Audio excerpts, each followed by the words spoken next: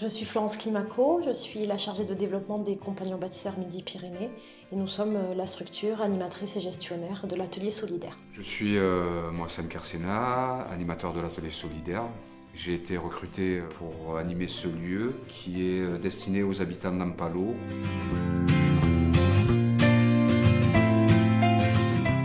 L'atelier solidaire est au 18 rue de Menton, dans le quartier d'Ampalo à Toulouse, qui est à destination des habitants du quartier d'Ampalo, mais également au-delà pour toute personne qui voudrait s'y rendre, et qui est axé sur la question de la maîtrise des énergies, pour pouvoir sensibiliser et former les personnes à faire des économies d'énergie, que ce soit pour elles, pour les économies financières, mais également les sensibilisant aux thématiques environnementales et aux enjeux environnementaux qu'il y a derrière ces maîtrises des énergies. Et donc ce lieu, c'est un ancien appartement qui est transformé en atelier, qui permet d'avoir des animations collectives sur ces questions des maîtrises des énergies, la maîtrise aussi des dépenses en eau,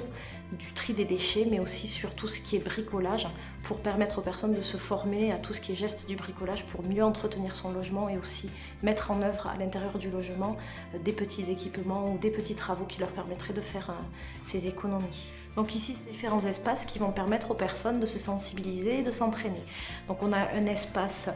énergie. Derrière moi se trouve un mur espace énergie où on a fait apparaître différents thèmes qui permettent de sensibiliser les habitants sur ces économies d'énergie. Alors il faut savoir qu'à Ampalo, on a un relogement qui est assez intense parce que le quartier est en restructuration. Et pour beaucoup d'habitants qui sont donc relogés,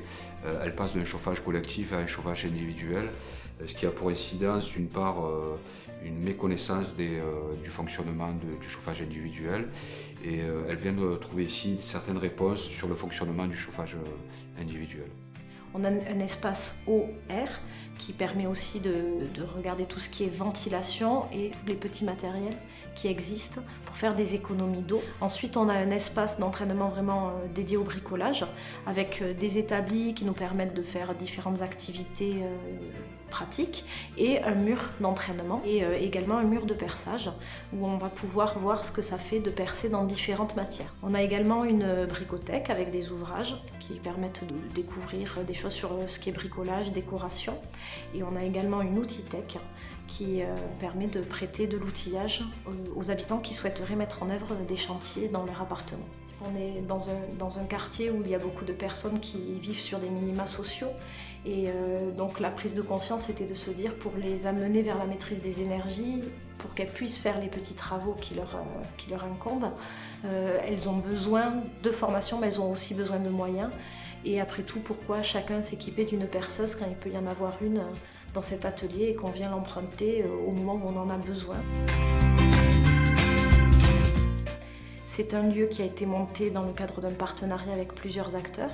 Donc on a d'une part Toulouse Métropole qui, dans le cadre de son plan climat, a souhaité la création de ce lieu, avec EDF dans le cadre de son département R&D, et puis Habitat Toulouse qui est le bailleur social présent sur le quartier qui met à disposition le lieu, la CAF au travers du centre social qui intervient énormément sur tout ce qui est dynamique avec les habitants, et le Roi Merlin qui met à disposition du matériel pédagogique qui équipe l'atelier et pour les animations collectives. Donc nous, les Compagnons Bâtisseurs, nous avons été retenus pour animer et gérer ce lieu sur un appel à projet lancé par Toulouse Métropole toute fin 2014. Et la réflexion avait commencé déjà avant notre arrivée, avec l'ensemble des partenaires que j'ai cités, mais également avec une implication très active et très forte des habitants dès l'amont du projet, et qui ont participé à sa définition également. Et on a notamment donc un groupe d'habitants qui est mobilisé sur le projet, et qui est représenté par 3 habitantes qui ont porté très fortement ce projet, qui sont présentes dans les comités techniques, dans les comités de pilotage, en sachant que l'idée de ce lieu est bien de viser une autonomie à terme, avec l'idée que ça pourrait être les habitants qui prendraient de plus en plus la main sur la gestion et l'animation de ce lieu. Les habitants ont également participé à tout ce qui est aménagement du lieu. Donc Mohsen, l'animateur technique, a passé 6 mois avec des habitants à refaire l'intérieur de l'appartement pour le transformer en atelier accueillant, et notamment tout ce qui était embellissement. On a plus d'une centaine de personnes qui sont déjà passées, qui ont laissé leur contact, qui ont souhaité être tenues informées de ce qui se passe, et une vingtaine d'animations qui ont déjà eu lieu depuis l'inauguration, avec en moyenne 6 personnes qui sont présentes sur ces animations. Aujourd'hui, l'enjeu fort pour l'atelier solidaire, c'est de gagner en visibilité, de faire entrer de nouvelles personnes dans l'atelier. On sait que dans ce quartier, beaucoup de choses marchent par le bouche à oreille. Donc beaucoup d'habitants parlent de ce qu'ils ont fait ici et font venir de nouveaux habitants, et ça c'est l'enjeu premier. Mais également d'aller à la rencontre des habitants et de prendre ce temps-là pour pouvoir leur dire que l'atelier existe, qu'il est fait pour eux. Et donc notre travail,